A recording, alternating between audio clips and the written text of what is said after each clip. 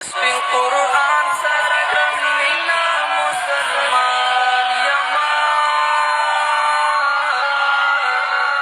شکر دیستا پنا روان یما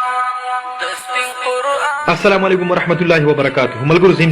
ملګرو دا ویډیو ډیره ضروری ده، وایي ګورئ او بیا شیر کړئ او بیا لایک ورکړئ، ځکه چې په دې ویډیو کې باندې تاسو هغه څه وینئ چې تر اوسه پورې به تاسو په فرنٹ میډیا باندې نه وي لیدلي. یقینا زه تاسو ته هغه سړی ښیم، هغه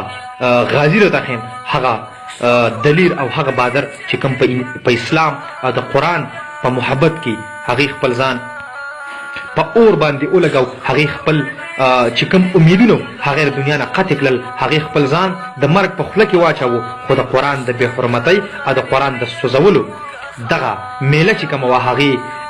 دغه هندوانو دغه یهودیانو چې ښایسته کوله نو هغې ولا تبه و برباده کړله او د هغوی چې کوم میشن و هغې په هغه ټیم کې چې کوم و هغه ناکام کو. او دغه انسان چې کومه دی هغه څوک دی هغه به تاسو اوس وینئ چې یقینا په ناروې کې دغه میله چې کومه وه دغه سجاو شوې وه او د قرآن د بې حرمتۍ دپاره، د قرآن د ګستاخۍ دپاره او د هغې د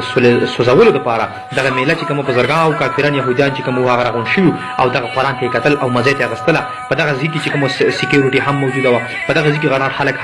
د یهودیانو یعنې د هغه ځای غرار خلک هم موجود و. دغه کس هم په خپله باندې څه مشر دی. یقینا دا ډېره ګرانه خبره ده چې یو مسلمان بل طرف ته په زرګونو او یهودیانو په لکونو او یو مسلمان یو هغه راځي د هغې مقابله کې ډېره ګرانه خبره ده. یقینا موږ له به پهله سوچ کول پکار وي چې یاره زه خو دا کار کوم خو زه به د دې نه بعد د دې دنیا نه زما لاس زه به انځمه. یقینا چې هغې خپل زندگی چې کوم هغه په جیلونو کې به اوس تېروي، دا هر چا ته پته ده، دا مونږ او تاسو ته هم پته ده. یقینا چې څوک د چا په مشر باندې ګزار وکړي نو بیا د هغه خیر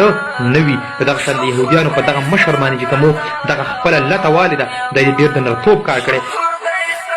مطلب دا په یوه زمانه کې چې کوم د داسې یو کار کول د انتهایي ډېره غټه خبره ده، ډېره د بهادرۍ خبره ده، ډېره د نډرتوب خبره ده. او